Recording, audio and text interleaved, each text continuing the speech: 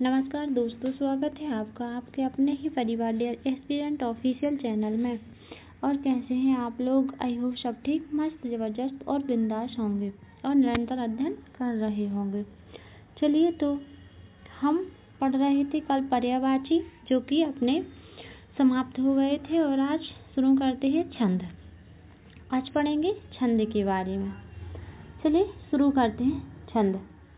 छंद के 3 भेद होते हैं: वर्णिक छंद, मात्रिक छंद और मुक्तक छंद। छंद कितने होते हैं?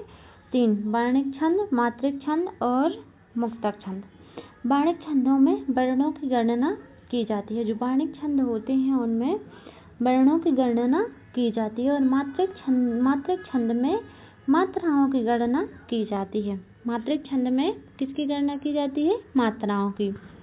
और मुक्तक छंद में वर्णों और मात्रा दोनों का प्रतिबंध ना होकर, वर्णों और मात्रा दोनों का प्रतिबंध ना हो। इसमें मुक्तक छंद में ना तो वर्ण होते हैं और ना ही मात्रा।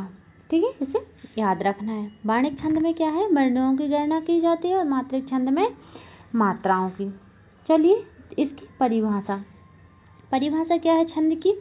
जिस रचना में मात्राओं और वर्णों की विशेष व्यवस्था तथा संगीतात्मक लय और गति की योजना रहती है, उसे छंद कहते हैं। क्या है? जिस रचना में मात्राओं और वर्णों की विशेष व्यवस्था तथा संगीतात्मक लय और गति की योजना रहती है, उसे छंद कहते हैं।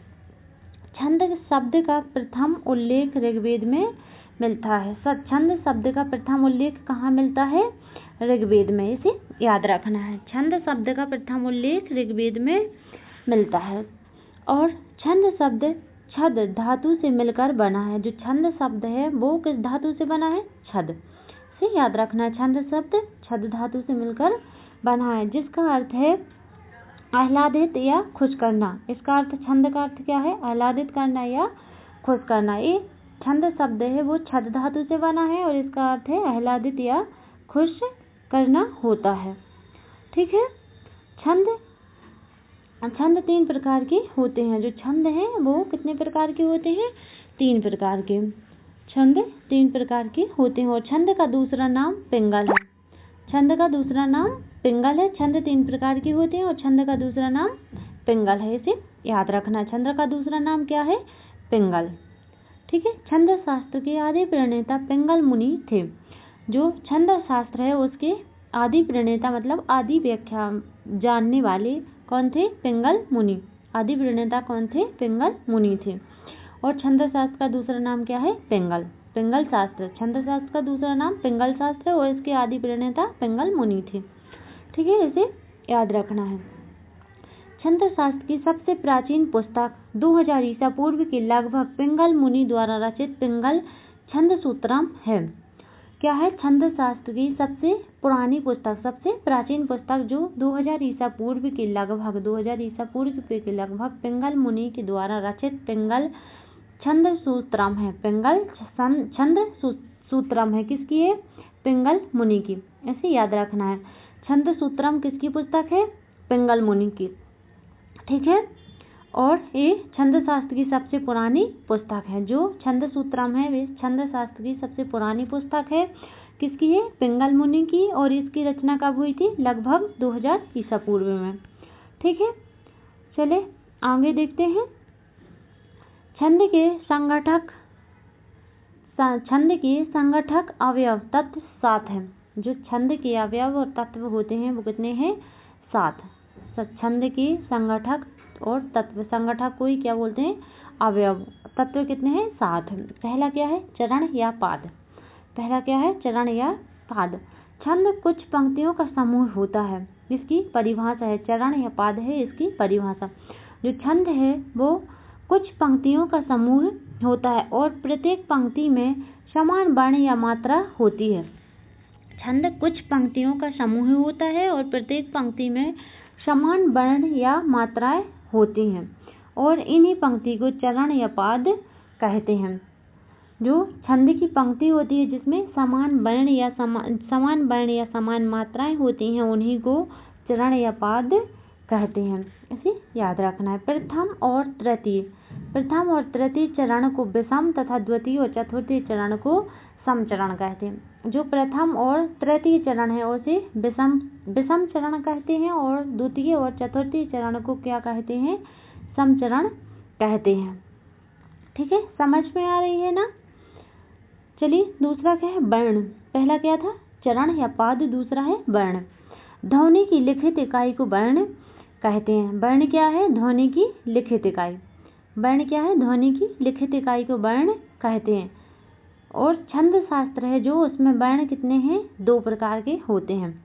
वर्ण ध्वनि की लिखित इकाई को वर्ण कहते हैं और छंद शास्त्र में वर्ण 2 प्रकार के होते हैं। इसे याद रखना है। छंद शास्त्र में वर्ण कितने होते हैं? 2 होते हैं। लघु में छोटा अ, छोटी ई, छोटा उ, री एवं चंद्र बिंदु वाले वर्ण आते हैं। जो लघु वर्ण होते हैं उसमें क्या आता है? छोटा अ, छोटी ई, छोटा उ और री एवं चंद्र बिंदु वाले वर्ण किस में आते हैं? लघु में। ठीक है। और गुरु में क्या आ जाएगा? बड़ा आ, बड़ी ई और बड़ा उ। बड़ा आ, बड़ी ई और बड़ा उ, ए, आई, ओ और औ। एवं अनुस्वर और विसर्ग और संयुक्त वर्ण किसमें आते हैं? गुरु में। अनुस्वर, विसर्ग और संयुक्त वर्ण किसमें आते हैं? गुरु में। जो बड़ा आ, बड़ी ई और बड़ा ऊ है, जो बड़ा आ, बड़ी ई और बड़ा ऊ है, इसे क्या बोलते हैं? सजातीय स्वर कहते हैं। बड़ा आ, बड़ी ई और बड़ा ऊ को क्या बोलते हैं? सजातीय स्वर बोलते हैं। और जो ए, आई, ओ और औ, ए, आई, ओ और औ है, इसे क्या बोलते हैं? विजातीय स्वर। ए, आई, ओ और औ को क्या बोलते हैं? विजातीय स्वर कहते हैं। ठीक है, इसे याद रखना है कि गुरु में क्या आएगा? बड़ा आ, बड़ी ई, बड़ा ऊ, ए, आई, ओ और औ, अनुस्वर, विसर्ग और संयुक्त वर्ण किसमें आएंगे? गुरु में। ठीक है, चलिए आगे नेक्स्ट क्या है? मात्रा। वर्णों के उच्चारण में जो समय, यहाँ क्या लिखा है? समय लगता है उसे मात्रा कहते हैं। वर्णों के उच्चारण में जो समय लगता है उसे मात्रा कहते हैं। लघु वर्ण की मात्रा और गुरु वर्ण की। लघु वर्ण की मात्रा कैसी होती है? ऐसी, एक की तरह लघु वर्ण की, और जो गुरु वर्ण है उसकी एस के जैसी। इसे याद रखना है। क्या है? गुरु है और ये लघु।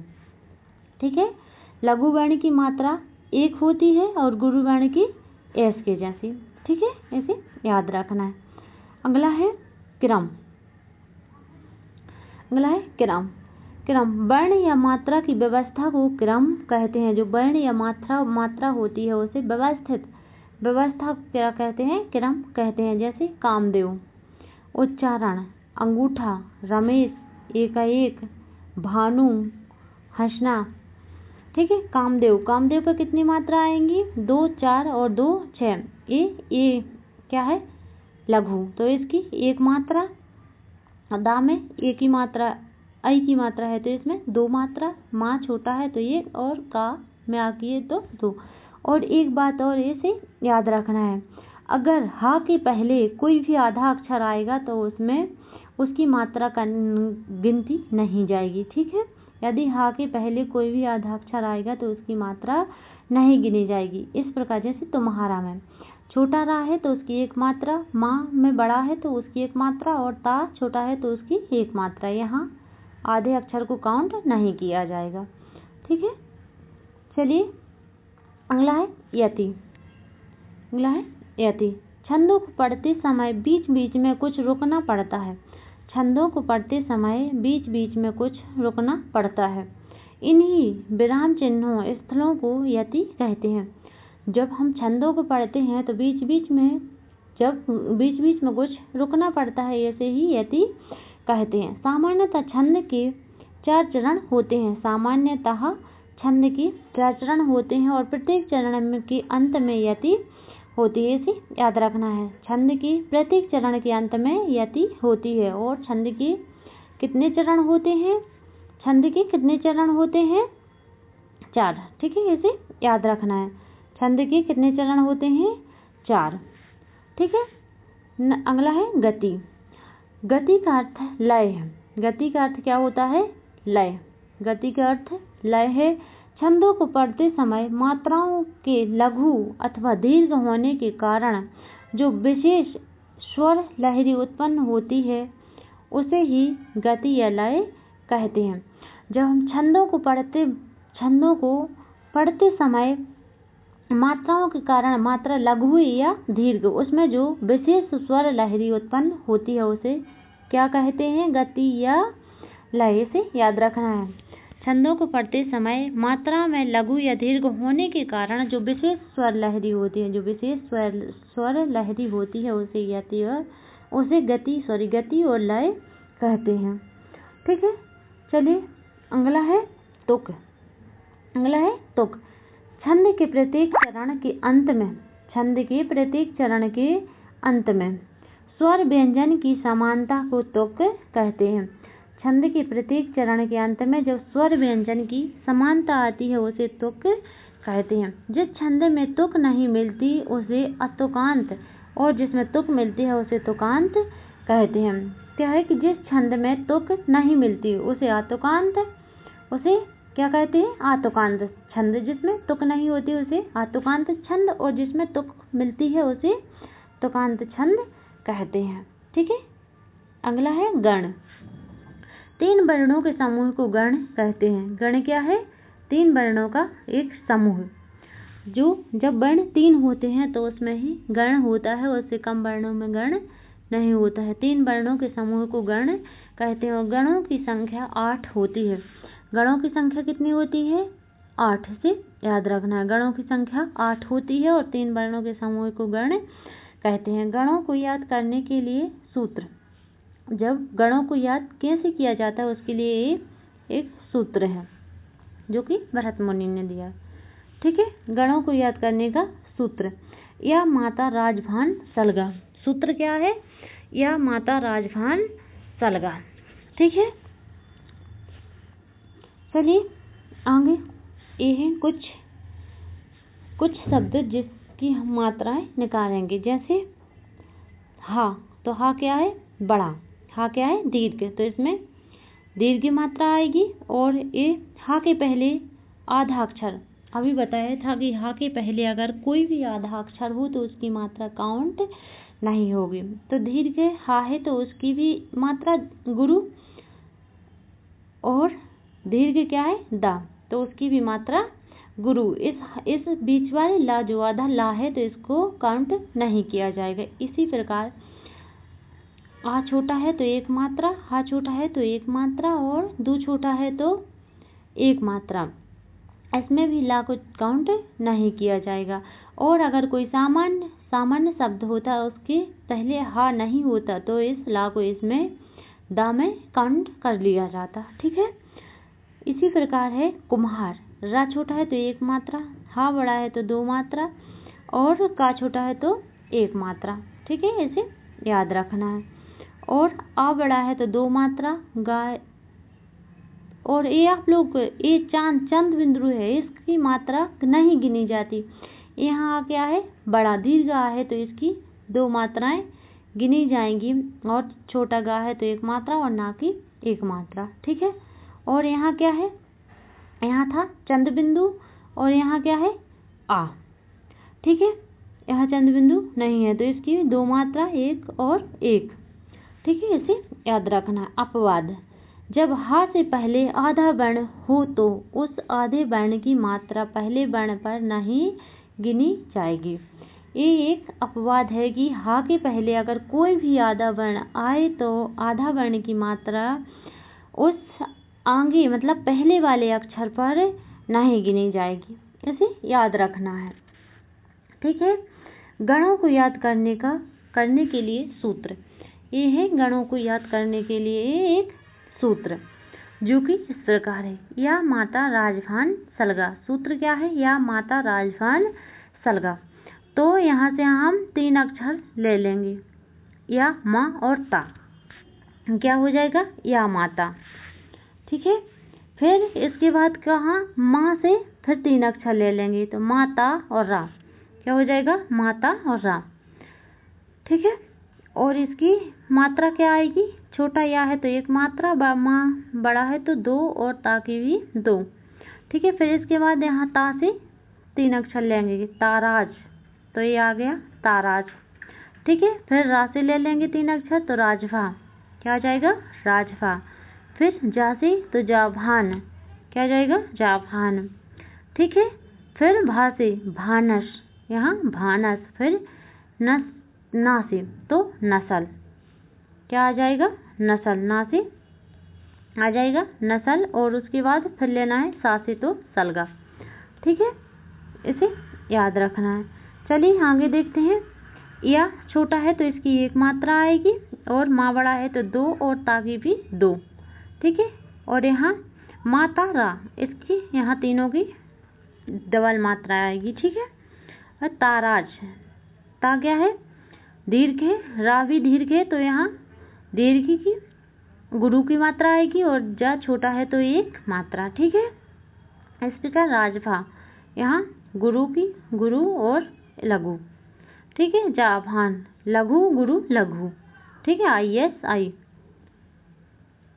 यहाँ S डबल आई। ठीक है, यहाँ डबल ट्रिपल आई, और सलगा का डबल आई और S। ठीक है, इसका प्रभाव क्या है,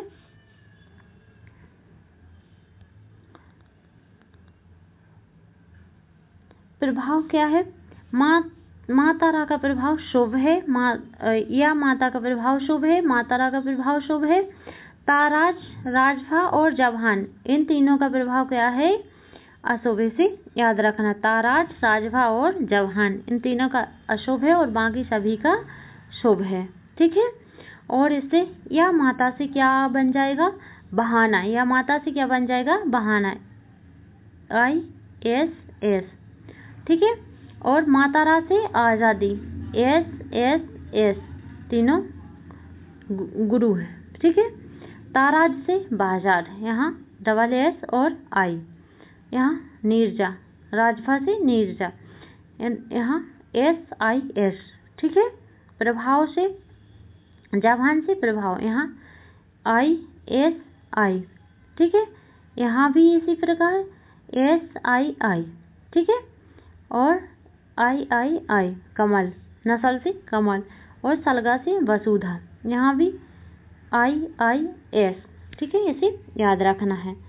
और इसका या माता से क्या बन जाएगा एगण, राजभा से मगड़, तराज से तगण, और जो वो राजभा से रगड़, जभान से जगड़, और भानस से भगण, नसल से नगण, और सलगा से सगण।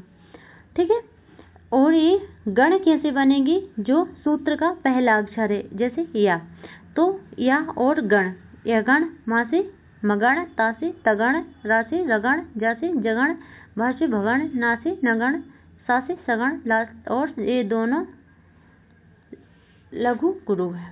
ठीक है, चलिए आगे देखते हैं, आगे चलते हैं। छंद प्रभाकर रचना किसकी है मतीराम की। जो छंद प्रभाकर है वो रचना किसकी है मतीराम की, इसे याद रखना है। छंद प्रभाकर किसकी रचना है मतीराम की। अवधि का निजी छंद कौन सा है बरवे। छंद प्रभाकर मतीराम की रचना है, और अवधि का निजी छंद क्या है बरवे। अवधि का निजी छंद बरवे। रत्नाकर कृत गंगावतरण किस छंद में लिखा गया है। रत्नाकर की जो रचना है क्या है गंगावतरण। रत्नाकर की रचना है गंगावतरण में कौन सा छंद है तो रोला, इसे याद रखना है। घनाक्षरी छंद है बाणिक। घनाक्षरी छंद क्या है एक बाणिक छंद है। घनाक्षरी छंद एक बाणिक छंद है। वीर या आला किस जाति का छंद है, तो जो वीर और आला है वो एक मात्रिक छंद है। वीर और आला मात्रिक छंद है। जिस छंद में वर्णिक या मात्रिक प्रतिबंध ना हो उसे मुक्तक छंद कहते हैं। ये हमने पहले ही पढ़ा था कि जिस छंद में वर्णिक या मात्रिक प्रतिबंध ना हो उसे मुक्तक छंद कहते हैं। और निराला की कविता जूही की कली एक मुक्तक छंद का उदाहरण है। निराला की कविता जूही की कली क्या है एक मुक्तक छंद की रचना है। ठीक है, नोट नोट क्या है? चंद्रवरदाई द्वारा रचित पृथ्वीराज रासो को शिव सिंह सेंगर ने छंदों का अजायब घर कहा है। चंद्रवरदाई के द्वारा रची गई जो रचना है क्या है? पृथ्वीराज रासो। पृथ्वीराज रासो को शिव सिंह सेंगर ने क्या कहा है? छंदों का अजायब घर कहा है। चंद्रवरदाई के द्वारा रचित पृथ्वीराज रासो को शिव सिंह सेंगर ने छंदों का अजायब घर कहा है। इसे याद रखना है। और केशवदास द्वारा रचित रामचंद्रिका, जो केशवदास की रचना है रामचंद्रिका, उसे रामस्वरूप चतुर्वेदी ने छंदों का अजायब घर कहा है।